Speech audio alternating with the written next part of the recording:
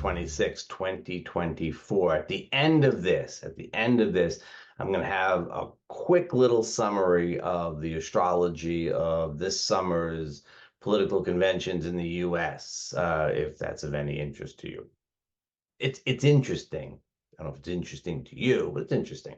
Let's talk about this week, because this week is certainly interesting. This is a week of reversals. Mercury, for example, reverses course and goes direct on Wednesday. Now, the first thing you need to know, you already know it, I'm pretty sure, is that it's right around the stations of the retrograde or going direct that you have the biggest potential for mercurial mishaps. Right. So let's say Tuesday, Wednesday, Thursday, we're looking at sort of the hot zone for Mercury. And I know this has been a Mercury retrograde like no other. Well, like a lot of others actually, but you know what I'm saying. It's been quite a Mercury retrograde. That's what I'm saying. And so we'll have to see how things work out when we get to the midweek. Interestingly, on the build up to midweek, we have a lot of Venusian activity as Venus, planet of love and relationship, makes a sextile to Pallas Athene and then makes a trine to Uranus and then makes an opposition to Neptune. This is all happening at the beginning of the week. Okay, so and at the same time, Uranus opposes Pallas Athene. Now, Pallas Athene is the truth teller asteroid, the one that gets the truth out, at least, as we see it. Very, very interesting that the Pallas Athene is so active at the same time that Mercury is stationing to go direct after the retrograde. Pallas Athene is about delivering, let's say, the inconvenient truths. It's about getting the message out there, even if it's going to be a little bit uncomfortable. Remember, the goddess of wisdom, just carrying a spear, right? This is, you're going to listen. So will opposite Uranus, a surprise message, a surprise reversal of course, and we get the message. Very, very interesting. Very, very interesting, because Uranus is also stationing, and that happens on Sunday, September 1st. That's right. This forecast takes us into September. The sun is already in Virgo.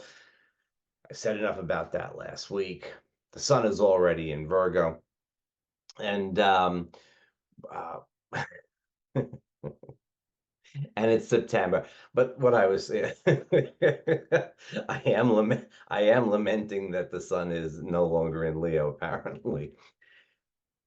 Uranus stations to retrograde on the 1st, September 1st, which means that we'll all be feeling very Uranian, let's say Friday, Saturday, Sunday, Monday. What does that mean?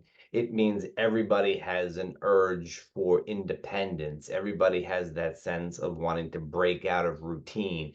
Everybody has that sense of my way or the highway. Be careful on the highways, as always. A lot of that kind of energy. And the fact that Venus is so active and Venus is connecting with Uranus really, really highlights the whole sense of this Uranian week of changes and surprises. That Uranus station really, really worth paying attention to, right? Uranus, let's think about break, right? Breaking with routine, breaking out of the box, breakdowns, breakups, not breakdancing. We're looking at making changes, and perhaps valuing change for its own sake, which is not necessarily bad. Not necessarily, the problem with Uranus is that it can be a little cold. I want change. I want things to be different. And if it's different, it looks good. And what I've always valued beforehand, well, that's not so important anymore to me right now. Probably won't be a big deal for the vast majority of people, but for some folks, definitely this is going to be playing into the situation that they're going to be experiencing over the course of the next week, particularly strong on that weekend. We're coming into the new moon, which is on the 2nd, so we should have a little bit, slightly diminished energy as we get to that Uranus station. Probably not a bad thing. Probably not a bad thing. So, okay, so what do we have? We have all of this Venusian activity. We have Pallas Athene opposite Uranus, the reversals and changes. Then Venus does the thing that everybody's doing these days, which is aspecting Neptune, puts things in soft focus, maybe stokes up some illusions and delusions, but also, Venus and Neptune, especially with Neptune in Venus's favorite sign of Pisces, it sort of puts things in soft focus. Venus has been in Virgo, where maybe it's a little bit more sharp edges, a little bit more, allegedly critical or whatever. And so we get a little bit of soft focus and maybe some messages, because Mercury and Pallas Athene, maybe some messages get out there. Venus is already trined Uranus, so we get a sense of flexibility and change. Uranus is very strong. And then Venus goes into Libra and trines Pluto in Aquarius. Now, it's interesting that, that's astrology, trined Uranus in an earth sign, then trine Pluto in it. This is not the venue for that.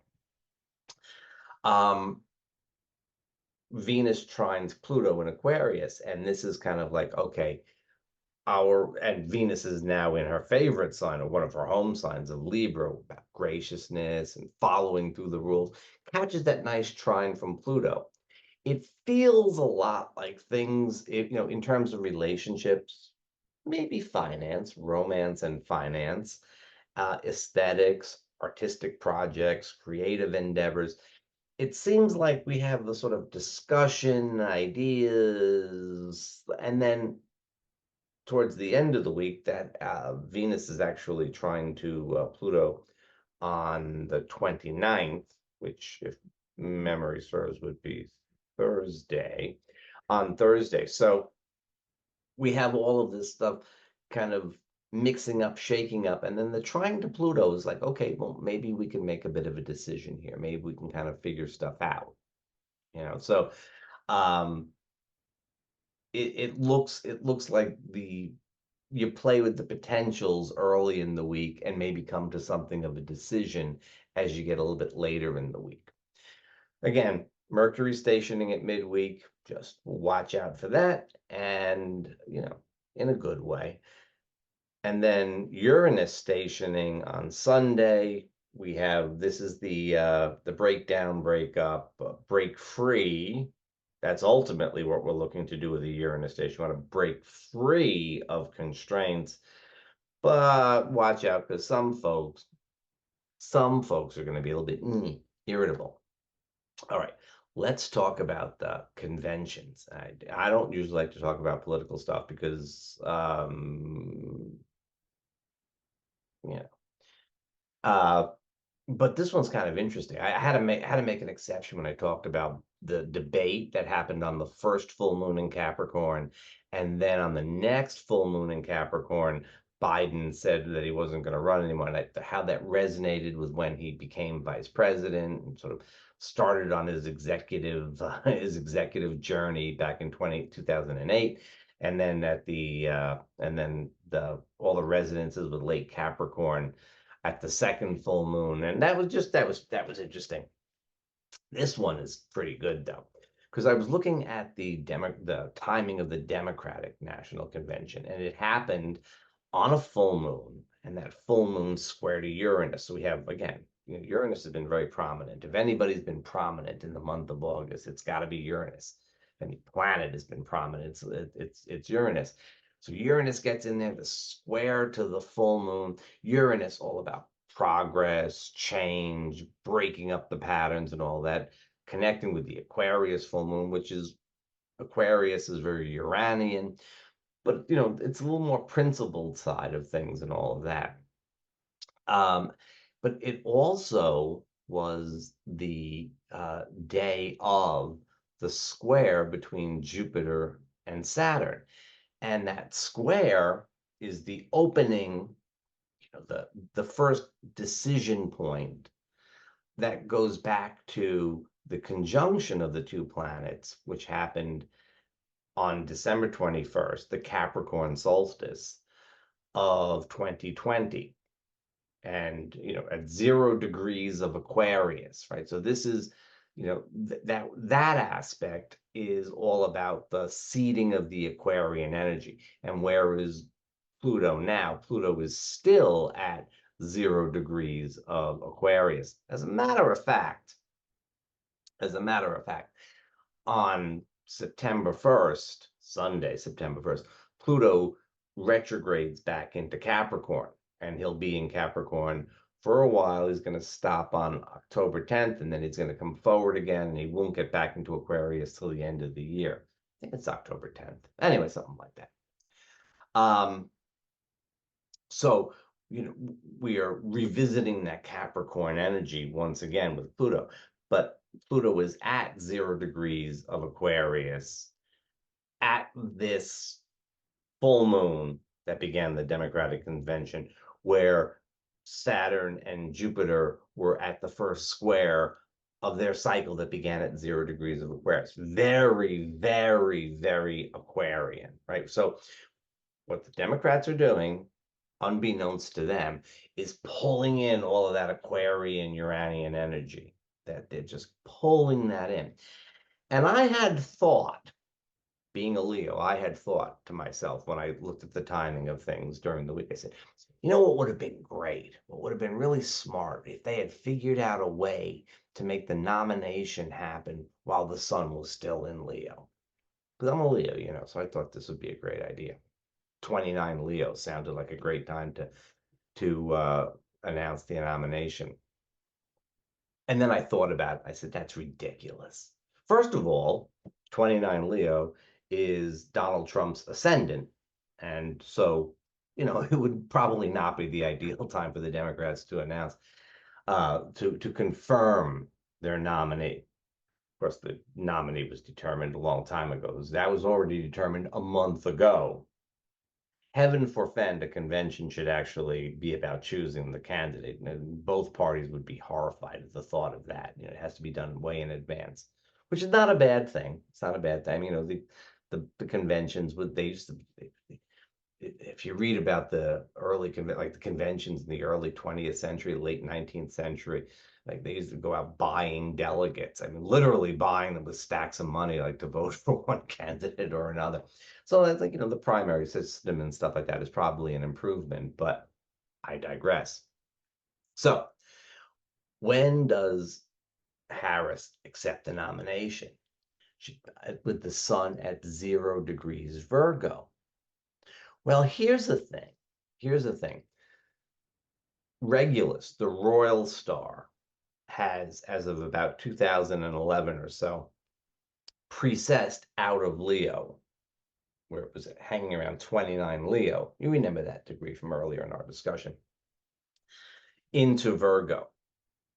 And so Harris accepted the nomination when the sun was on the royal star, on the regulator, regal regulator. You get the idea. That actually seems to be quite auspicious. They began the convention tapping into all the Aquarian energy, and they ended it tapping into the much more subtle energy of Regulus in Virgo, which is, changing the standard slowly from the previous 23 to 600 years of the Leonine vibe into slowly changing it into the Virgo vibe. So they're catching that energy just as they're catching the new Pluto and Aquarius, Jupiter, Saturn, Aquarius vibe. Interesting. Okay. And then I said to myself, I wonder what was happening at the Republican convention. And sure enough, they managed to tap into the energy of Uranus, and they did so in a way that was different. They also they managed to tap into the energy of Uranus when it was conjunct Mars on Algol.